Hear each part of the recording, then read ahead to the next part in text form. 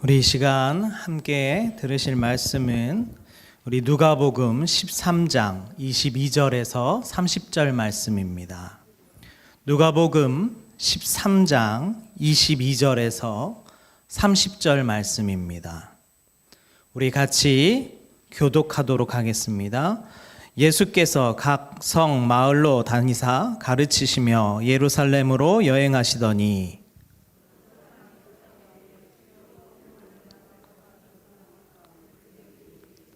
좁은 문으로 들어가기를 힘쓰라. 내가 너희에게 이르노니 들어가기를 구하여도 못하는 자가 많으리라.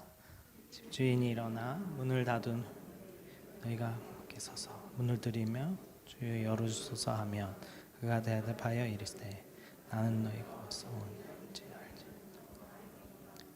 그때에 너희가 말하되 우리는 주 앞에서 먹고 마셨으며 주는 또한 우리의 길거리에서 가르치셨나이다 하나 너희가 어디서 왔는지 알지 못하노라. 행악하는 모든 자들아 나를 떠나가라 하시라. 너희가 아브라함과 이삭과 야곱과 모든 선지자는 하나님 나라에 있고 오직 너희는 밖에 쫓겨난 것을 볼 때에 거기서 슬피 울며 이를 갈리라.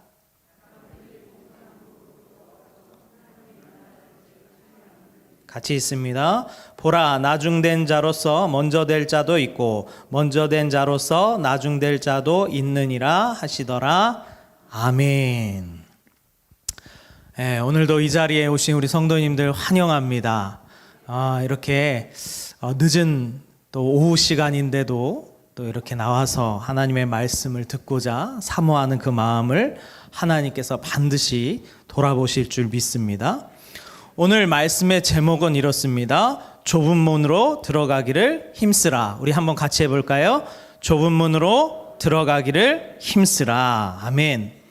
우리가 신앙생활 하면서 가장 중요한 것은 뭘까? 결국은 딱 이거 하나입니다.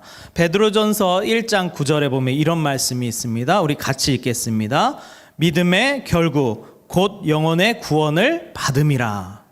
그러니까 우리가 신앙생활을 아무리 오래 하고 내가 정말로 잘한다 할지라도 결국 내가 내 영혼이 구원받지 못하면 우리의 신앙생활이 아무런 의미가 없는 겁니다. 결국은 우리의 믿음은 우리가 구원을 받아야 그것이 진정한 믿음이 될 수 있는 거예요. 오늘 말씀을 살펴보면 예수님께서 각성 마을로 이렇게 들어가셔서 하나님의 말씀, 복음을 선포하는데 어떤 사람이 이렇게 와요. 그래서 예수님께 묻습니다. 어떤 말씀을 묻습니까? 예수님, 구원받는 자가 적으나이까? 라고 물어봐요. 구원받는 자가 적으나이까? 그랬더니 오늘 주님께서 하신 말씀 24절이에요. 24절 한번 같이 읽어볼까요? 좁은 문으로 들어가기를 힘쓰라. 내가 너희에게 이르노니 들어가기를 구하여도 못하는 자가 많으리라. 우리가 이 말씀을 가지고 몇 가지 생각해 볼 수 있는 것들이 있습니다. 자, 첫 번째로 우리 같이 한번 읽어봅니다. 먼저는 구원의 길은 좁은 문으로 들어가야 합니다. 라는 거예요. 우리의 구원의 문은 좁은 문이라는 거예요.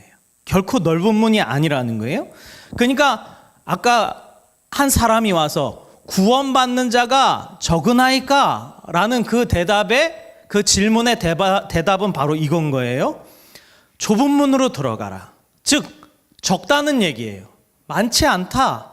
너희가 좁은 문으로 들어가야 구원받을 수 있다라고 말하는 거예요. 우리가 한번 생각해 볼까요? 좁은 문으로 들어간 사람들 하면 바로 사도들입니다.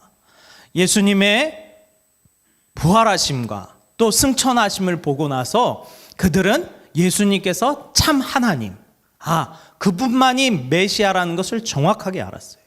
그리고 나서 그들이 광장에 가서 회당에 가서 예수 그리스도의 복음을 증거합니다. 성경에 보면 초대교회에 죽어간 사도들도 있어요. 또 초대교회에 죽어간 성도들도 있어요. 그러나 그들이 목숨을 걸고 예수 그리스도를 전할 수밖에 없었던 이유는 무엇입니까?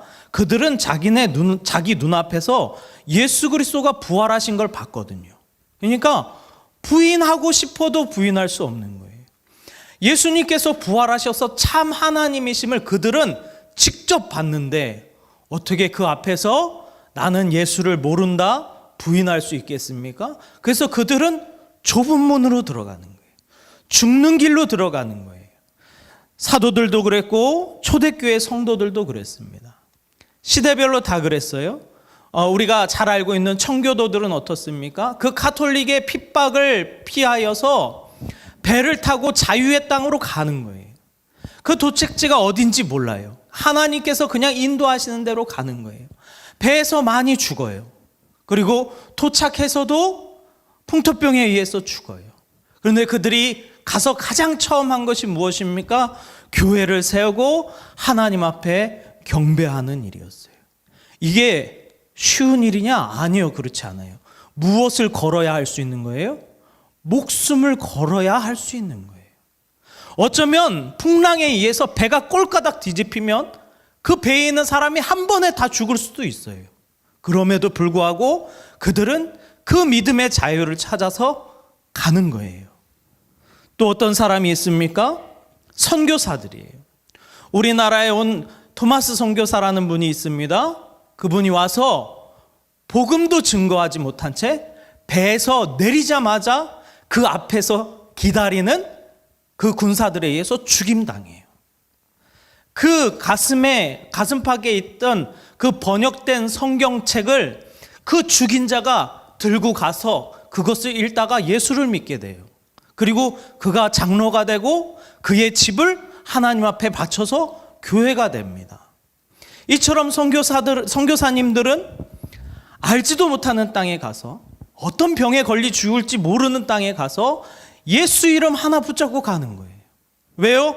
그 예수 이름을 전하는 것이 바로 좁은 문이기 때문에, 저 예수 그리스도를 알지 못하는 자들에게 복음을 증거하는 것이 좁은 문이기 때문에 그렇게 가는 거예요. 또 어떤 사람이 있습니까? 우리 일제시대에 순교를 당하였던 많은 목사님들이 계셔요. 안 그런 분들도 있습니다.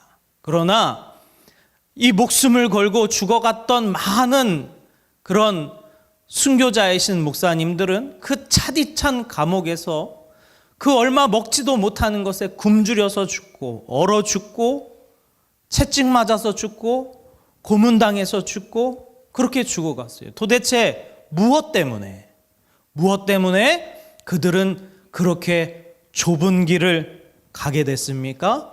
주님께서 오늘 말씀하시는 거예요. 그 좁은 길이 구원의 길이기 때문에 그래요. 그 좁은 길이 구원의 길이다라고 말씀하시는 거예요. 오늘날도 마찬가지입니다.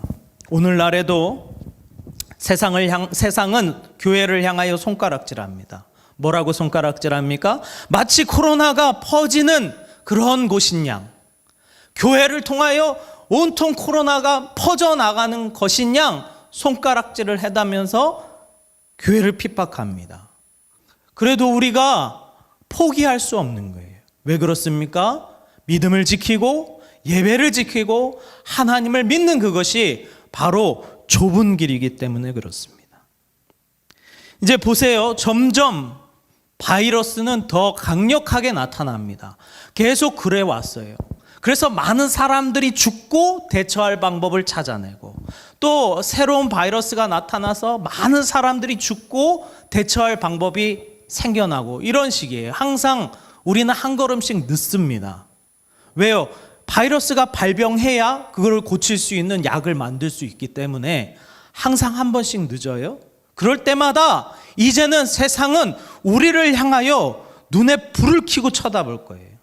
또 저 교회에서 모이지 않나? 또 교회에서 바이러스가 퍼지는 거 아니야? 이런 시국에 또 저렇게 정신머리 없이 모여가지고 찬양하고 예배한다고 하는 거 아니야? 라고 하면서 이제는 언제든지 우리를 향하여 손가락질합니다. 그때 우리가 바로 지켜야 되는 것이 믿음이에요. 한 번, 두 번, 세 번 그런 핍박이 오다 보면 우리도 지금 느끼겠지만 교회 성도들이 점점 줄어갑니다. 점점 줄어갈 거예요. 이제는 코로나보다 더 강력한 것이 나타날 거예요. 그러면 그때에는 또 많은 사람이 내가 죽을까 싶어서 교회를 안 나가게 될 거예요. 이제 그런 시대가 되었다 이 말이에요. 왜 그렇습니까? 마지막 때가 와서 그래요. 마지막 때가 와서. 그러나 우리는 예배를 포기할 수 없습니다. 할렐루야. 제가 전에 뉴스를 보니까 어떤 교회인지는 생각이 안 나는데 그 코로나가 그 교회 누군가 걸렸어요. 그래서 방역을 하고 또 예배를 드리는데 누가 신고를 한 거예요. 그러니까 어떻게 했냐? 온 성도를 다 방역복을 입힌 거예요. 목사님 자기도 방역복을 입고 예배 드리는 거예요. 저는 속으로 보면서 와, 저 교회 진짜 멋있다 그런 생각했어요. 세상 사람들 눈에는 되게 우스꽝스러워 보일지도 모르겠어요.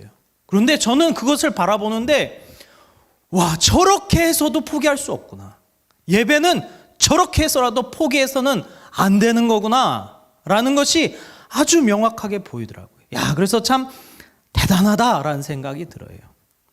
이처럼 우리의 믿음은 항상 좁은 길이었음을 우리는 기억해야 됩니다. 그리고 그것을 끝까지 지키는 자가 구원받는 자인 줄 믿습니다. 자, 두 번째로 봅니다.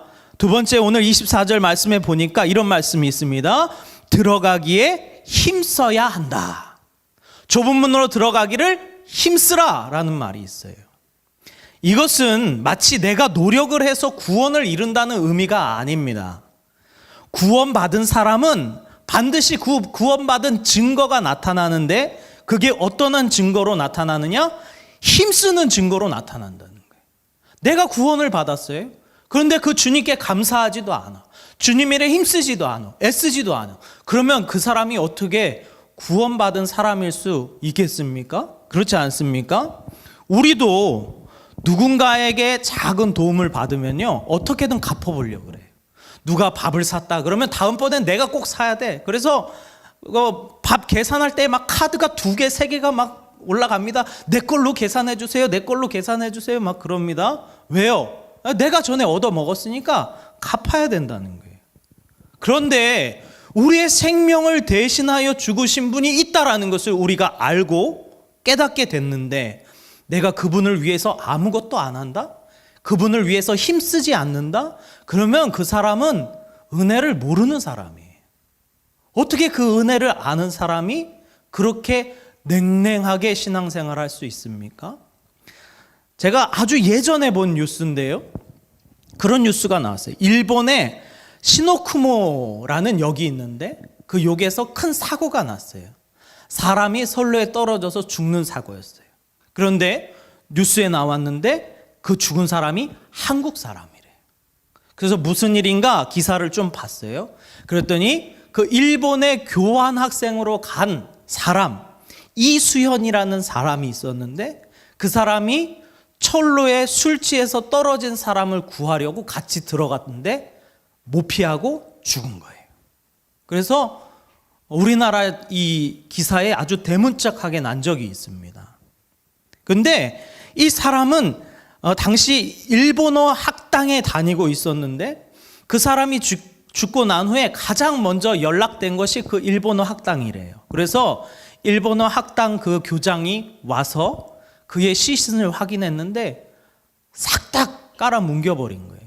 형체가 없어요. 그래서 그 교장이 그랬다는 거예요. 제발 얼굴의 형태라도 좀 만들어주세요. 그래야 부모님을 불러올 수 있지 않겠습니까? 그렇게 한 거예요. 그래서 온통 다 어그러진 시체를 이것저것 붙여서 만들었다는 거예요. 그 부모님이 와서 그 자식을 보면서 어떤 생각을 했겠습니까?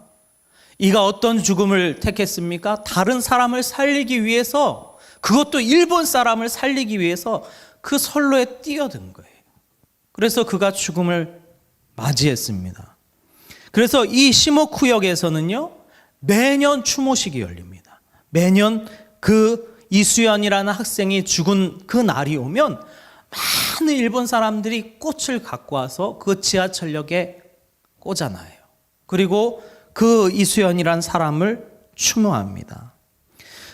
그를 향한 후원금도 많이 들어와서 그의 이름을 따서 LSH라는 그러한 재단을 만들어요. LSH 아시아 재단 학회를 만들어서 이제 20주년이 됐는데 20주년에 장학금을 받은 사람이 1000명이 넘어간대요.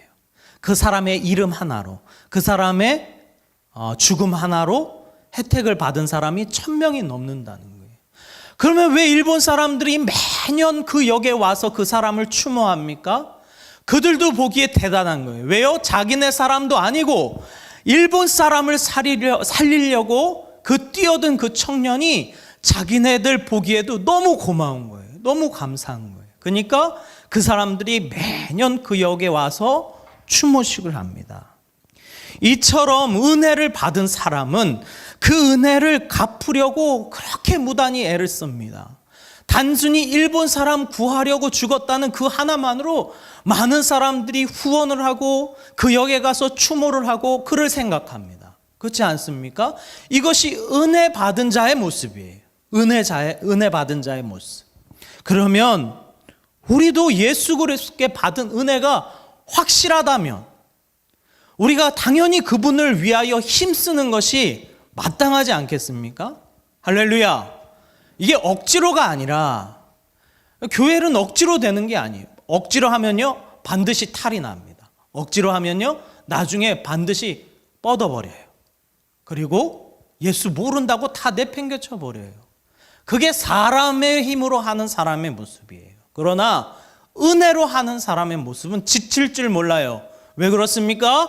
내가 받은 은혜가 너무 크기에, 나를 살리신 그 예수 그리스도의 은혜를 정확하게 아는 사람은 결코 주님을 위해 힘쓰는 자가 되는 줄 믿습니다. 아멘. 자, 고린도 후서 5장 15절 한번 같이 읽어보겠습니다. 읽습니다. 저가 모든 사람을 대신하여 죽으심은 산 자들로 하여금 다시는 자기 자신을 위하여 살지 않고 오직 저희를 대신하여 죽었다 다시 사신 자를 위하여 살게 하려 함이라. 아멘. 자, 오늘 사실 전하는 말씀 중에 우리가 가장 신경 써야 되는 말씀은 바로 이 말씀입니다. 자, 24절에 보면 3번입니다. 같이 있습니다. 3번 같이 있습니다. 시작. 들어가기를 구하여도 못하는 자가 많다. 오늘 24절에 보니까 좁은 문으로 들어가기를 힘쓰라. 내가 너희에게 이르노니 들어가기를 구하여도 못하는 자가 많다라고 말해요. 아마도 이게 우리에게 있어서 가장 걸리는 것이 아닌가 싶어요. 분명히 구원받기 위해서 힘썼어요. 또 교회에서 헌신 봉사도 했어요. 그리고 나름 믿어보려고 했어요. 그런데 구원 못 받을 수 있다라는 거예요. 그 사람은 얼마나 억울하겠습니까? 오늘 말씀 25절에 보면 이런 말씀이 있습니다.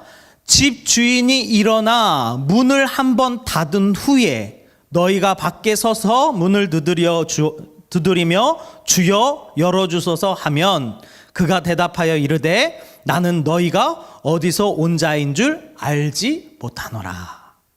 자, 보세요. 여기에서 한 가지 특징이 있는데 뭐냐면요, 들어가길 구해도 구원받지 못한 사람의 특징은 뭐냐면요, 25절에 집 주인이 일어나 문을 한번 닫은 후에, 문을 닫은 후에 두드리는 자가 애쓰고 힘썼는데도 구원받지 못하는 자래요. 자, 어떤 사람입니까? 분명히 구원의 때가 있었어요. 구원의 기회가 있었어요. 그런데 중요한 건 그 구원의 기회를 놓친 사람들을 말하는 거예요. 놓친 사람들. 성경에 보면 팥죽 한 그릇에 자기의 장자권을 팔아버린 사람이 있어요. 그는 당당하게 아브라함의 후손이요 예수 그리스도의 족보에 들어갈 수 있는 이름이었음에도 불구하고 그 이름을 동생에게 뺏깁니다. 그가 누굽니까? 에서예요. 에서는 자기의 장자권을 아주 우습게 여겼어요. 그리고는 그것을 형편없이 여겨버립니다. 그 동생이 와서 장자권 나한테 달라고 팥죽 한 그릇 주겠다고 하니까 홀라당 팔아먹어요. 물론 그렇게 한다고 형이 동생 되는 건 아니죠. 근데 그거를 누가 보고 계셨어요? 하나님이 보고 계셨어요. 그래서 그는 기회를 얻은 자였으나 결국은 기회를 놓쳐버립니다. 또 어떤 사람이 있습니까? 분명히 하나님께서 거룩한 나라 이스라엘의 왕의 1대 초대 왕으로 세운 사람이 있어요. 사울이에요. 근데 그 사울은 어떻게 합니까? 자신의 그 왕의 권위를 가지고 자기의 이익을 위해서 살아요. 결국은 하나님도 버리고 자기의 왕권을 지키고자 집착하며 그 왕만 지키기 위해서 아둥바둥 살아가요. 그가 처음에는 되게 겸손한 자였어요. 그리고 왕으로 선출될 때 부끄러워서 숨었던 사람이에요. 근데 이 사람이 왕의 자리에 딱 올라가니까 오로지 자기만을 위해서 살아요. 그래서 그 사람은 그 기회를 놓쳐버립니다. 예수님의 제자가 12명이잖아요. 그렇지 않습니까? 근데 사실은 12명은 예수님의 핵심적인 제자고 예수님을 추종하는 많은 사람들이 더 있었어요. 근데 예수님께서 한 마을에 가셨는데 한 부자 청년, 또 어떤 성경에서는 관리, 또 어떤 데서는 어떤 사람이라고 표현하는데 그 부자 청년이 와서 예수님께 물어요. 예수님, 내가 어떻게 하면 영생을 얻으리까? 그랬더니 예수님께서 너희가 하나님께 명한 모든 계명을 다 지켜라. 그랬더니 이 청년이 그러는 거예요. 저는 어렸을 때부터 이 계명을 다 지켰나이다. 그럼 성경에 그렇게 나와요. 예수님께서 이를 사랑하사 말씀하시기를 그러면 너는 가서 너의 소유를 다 팔아 가난한 사람들에게 나눠주고 나를 뭐하라? 따르라. 그 사람은요 성경에 기록되지 않아서 그렇지 예수님의 제자가 될 수 있었던 사람이에요. 왜요? 예수님께서 그를 사랑하시고 자신을 따르라고 말씀하셨어요. 그런데 그가 자기의 재물이 많음으로 근심하여 예수 따르는 것을 그치고 떠나갑니다. 이게 얼마나 안타깝습니까? 육신의 눈으로 볼 때는 그 많은 돈이 보이니까 부담스러웠던 것 같아요. 그래서 예수님을 따르지 아니한 것이 결국은 그가 그렇게 원했던 영생의 길을 얻는 데에서 버림받는 자가 되었다라는 거예요. 이처럼 많은 사람들에게는 기회가 있습니다. 때가 있어요. 예수를 영접하고 믿을 수 있는 그 타이밍이 있어요. 그런데 그때를 딱 놓치는 사람들. 저는 어떤 사람이 제일 안타까울까 생각해 봤는데 교회 앞집에 사는 사람이 참 안타깝겠다 그런 생각해 봐요. 왜요?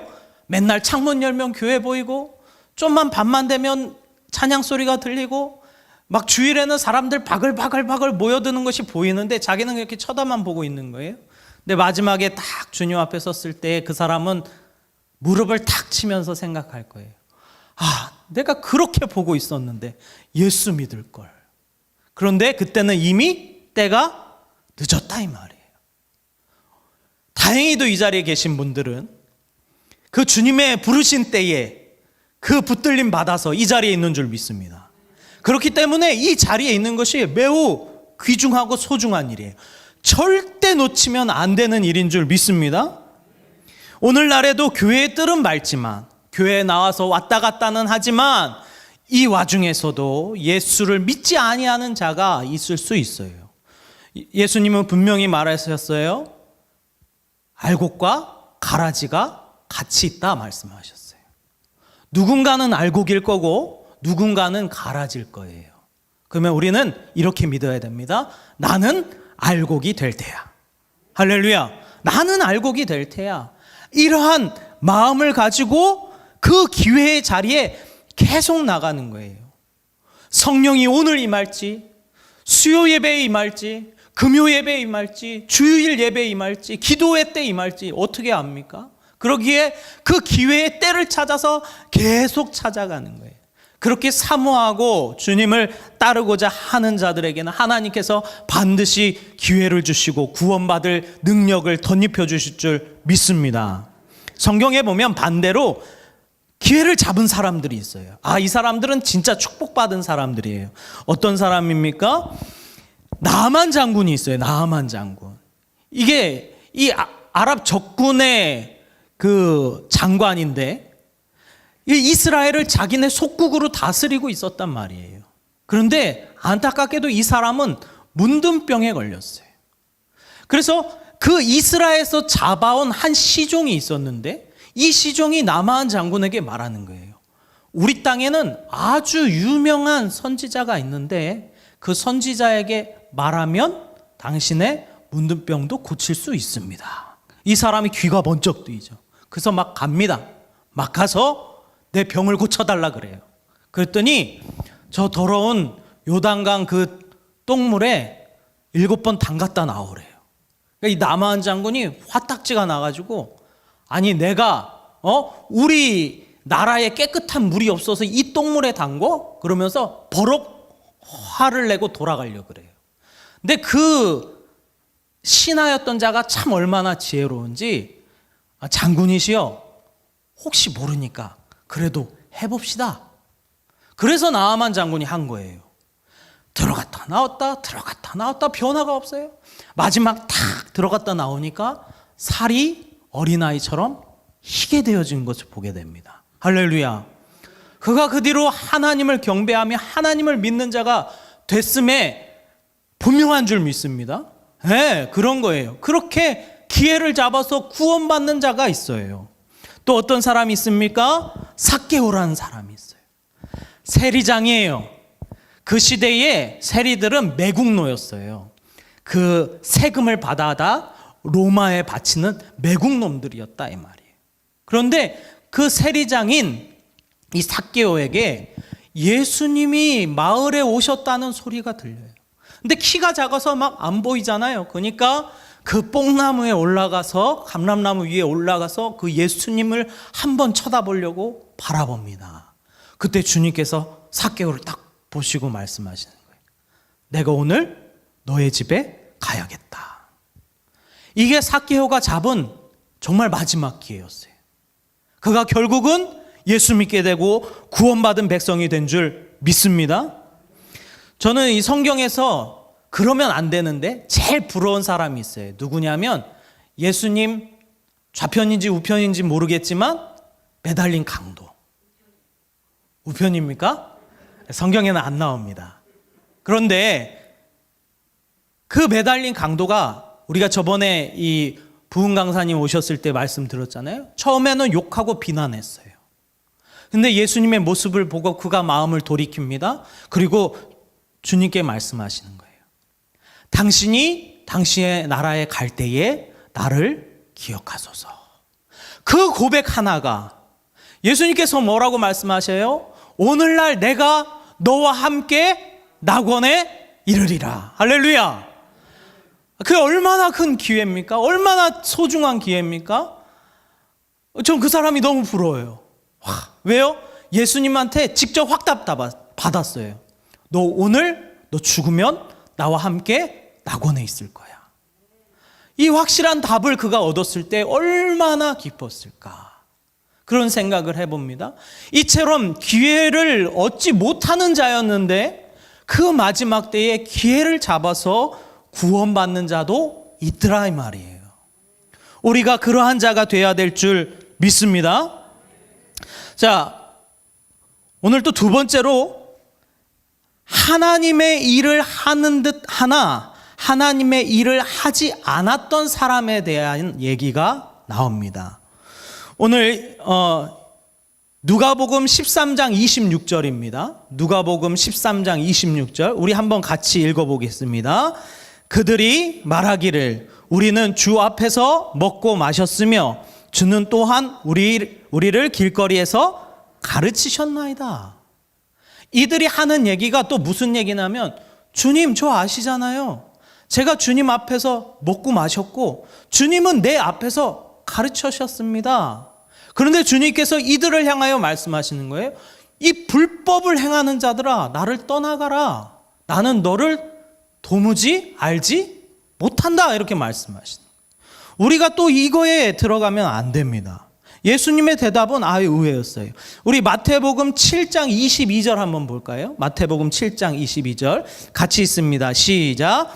그날에 많은 사람들이 나더러 이르되 주여 주여 우리가 주의 이름으로 선지자 노릇하며 주의 이름으로 귀신을 쫓아내며 주의 이름으로 많은 권능을 행하지 아니하였나이까. 보세요. 교회에서 만일 누가 선지자 노릇하고 귀신을 쫓아내고 또 주의 이름으로 많은 권능을 행하면 우리는 다 그렇게 생각할 거예요. 와, 저 사람 대단하다. 저 사람은 하나님과 무지 가깝나 봐. 와, 정말로 신앙이 믿음이 좋은 사람인가 봐. 이렇게 생각할 거예요. 그런데 주님의 대답은 의외였습니다. 뭐라고 말씀하십니까? 마태복음 7장 23절에 이렇게 말씀하십니다. 그때에 내가 밝히 말하되 내가 너희를 도무지 알지 못하니 불법을 행하는 자들아 내게서 떠나가라. 왜 이들은 불법을 행하는 자가 되었을까요? 오늘 마태복음 7장 21절에 이런 말씀이 있습니다. 나더러 주여 주여 하는 자마다 다 천국에 들어갈 것이 아니요 다만 하늘에 계신 내 아버지의 뜻대로 행하는 자라야 들어가리라.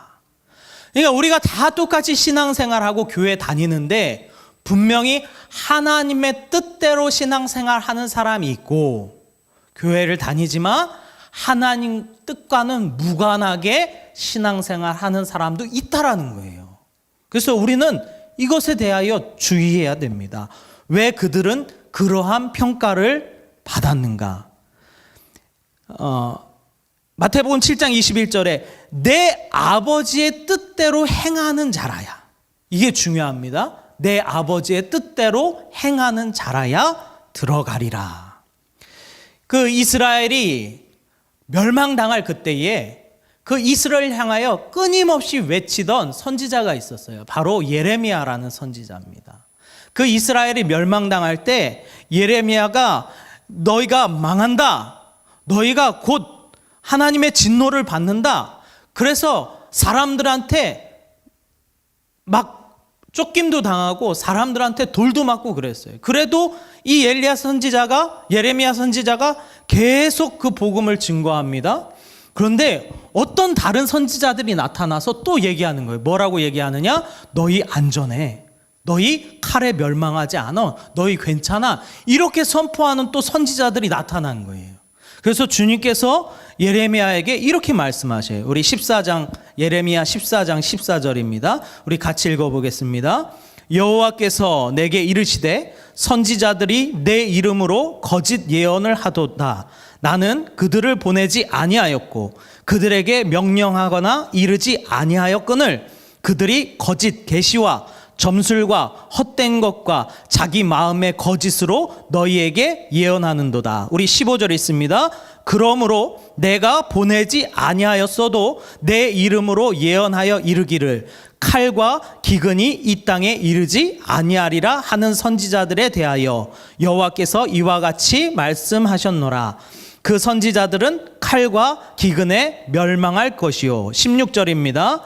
그들의 예언을 받은 백성은 기근과 칼로 말미암아 예루살렘 거리에 던짐을 당하게 것인즉 그들이 장사할 자가 없을 것이요 그들의 아내와 아들과 딸이 그렇게 되리니 이는 내가 그들의 악을 그 위에 부음이라. 그러니까 예레미 선지자가 하나님의 복음을 증거하는데 반대쪽에서는 다른 선지자라는 이름을 가진 자들이 일어나서 또 다른 예언을 하는 거예요. 뭐라고 말합니까? 너희는 칼로 망하지 않는다. 너희는 멸망하지 않는다. 이렇게 말하는 거예요. 주님께서 그들을 향하여 뭐라고 말씀하십니까? 이들은 내가 보낸 선지자가 아니야. 이들은 내가 보낸 선지자가 아니야. 그러니까 교회 안에 거짓된 말씀과 거짓된 말씀이 그리고 잘못된 말씀이 선포될 수 있다라는 거예요. 그래서 우리는 정말 이 마지막 때에 그 말씀이 그러한가? 정말 이것이 우리에게 맞는 말씀인가? 항상 말씀을 상고하고 읽어야 될 줄 믿습니다. 그것이 마지막 때에 구원받는 자들의 모습이라는 거예요. 교회 안에 복음을 대처하는 것들이 막 들어옵니다. 예전에 한동안 이 교회 안에 무슨 학교, 또 무슨 학교, 그리고 무슨 친교 모임, 기타 가르치는 무슨 동아리, 이런 거 해가지고 재능 기부를 한다, 뭐를 한다, 그래서 교회 안에 막 그런 것들이 한때 열풍이었던 것이 있어요. 물론 교회에 섬기고 봉사하기 위해서 그러한 것들은 필요한 것이지만 때로는 이게 주객이 전도돼요. 예배는 안 나오는데 교제의 모임은 나와요. 말씀은 안 보는데 같이 모여서 기타 배우는 모임은 가요. 왜 그렇습니까? 교회 안에 복음을 대처하는 것들이 자꾸 세워지는 거예요. 왜요? 복음으로 부족하니까. 그들이 복음으로 충만한, 말씀으로 충만한 힘을 못 얻으니까 자꾸 복음이 아닌 것에 기대게 되는 거예요. 그래서 때로는 거짓 계시, 예언, 최면술, 토속 신앙, 또 어떤 무슨 상담, 그런 심리학, 취미반 모임, 이벤트, 이런 것들이 교회 안에 줄줄이 들어오면서 복음의 자리를 밀어내고 차지하고 있어요. 우리는 오직 말씀과 기도로 거룩하여지는 줄 믿습니다. 말씀과 기도로 거룩해지는 거예요. 그 외의 것들이 풍성함을 위해서 필요한 것이지 우리의 중심은 어디에 있어야 됩니까? 오직 말씀과 기도에 있어야 되는 줄 믿습니다. 말씀을 정리하고자 합니다. 우리의 믿음을 한번 돌아보기를 원합니다. 과연 전보다 더 나아졌는가? 아니, 1년 전보다 내 믿음이 낫나? 아니, 3년 전의 모습보다 내 믿음이 낫나? 만일 오늘날 똑같다면 여러분이 1년이 지나고 3년이 지나고 10년이 지나도 지금의 모습 그대로일 가능성이 매우 높다라는 거예요. 깨어 있어야 됩니다. 기도해야 됩니다. 할렐루야. 말씀으로 무장돼야 될 줄 믿습니다. 히브리서 4장 2절 이 말씀 한번 같이 읽겠습니다. 같이 읽습니다. 시작. 그들과 같이 우리도 복음을 전함을 받은 자이나 들은 바 그 말씀이 그들에게 유익하지 못한 것은 듣는 자가 믿음과 결부시키지 아니함이라. 분명히 복음을 들었어요.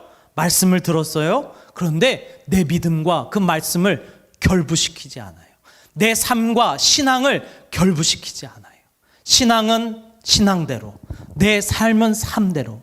오늘날 우리가 이렇게 분리된 모습을 살아간다면 오늘이나 내일이나 10년 후나 전혀 우리의 모습은 바뀌지 않을 거라는 겁니다.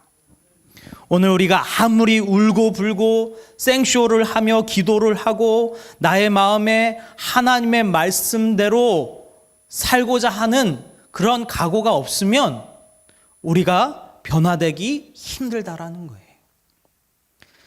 무엇을 바꾸어 가야 할지, 어제보다는 오늘 내가 무엇을 더 달라야 할지, 어제보다 오늘 기도 좀 더 하고, 어제보다 오늘 말씀 좀 더 보고, 어제보다 오늘 좀 더 선한 마음으로 형제들을 대하고, 이러한 작은 변화들을 내가 구체적으로 가지지 않으면요 변화되지 않습니다. 구체적으로 가지셔야 돼요. 구체적으로. 우리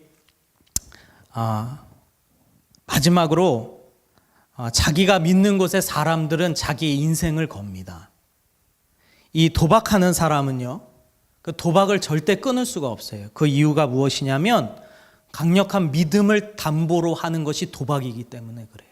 이 도박하는 사람들 보면요, 쭉 도박을 하다가 자기 나름대로 이렇게 체크를 하거든요. 근데 이번에는 꼭 맞는 거예요. 그러니까 이번에는 꼭 다 걸어요. 그리고는 쫄딱 망하는 거예요. 근데 그 사람이 쫄딱 망하는 이유가 뭐냐면 믿음을 담보해서 이번에는 정말 꼭 될 거라는 그 믿음이 있어서 그래요. 그렇게 사람들은 자기가 믿는 것에 목숨을 겁니다. 그러면 우리도 마찬가지입니다. 우리가 예수를 믿는다면 우리는 예수에게 무엇을 걸어야 됩니까? 목숨을 걸어야 돼요. 안타깝게도 우리의 믿음의 커트라인은 바로 이겁니다. 우리의 목숨을 주님을 위하여 드릴 수 있는 것. 그래서 그 믿음은 좁은 문이라고 하는 거예요.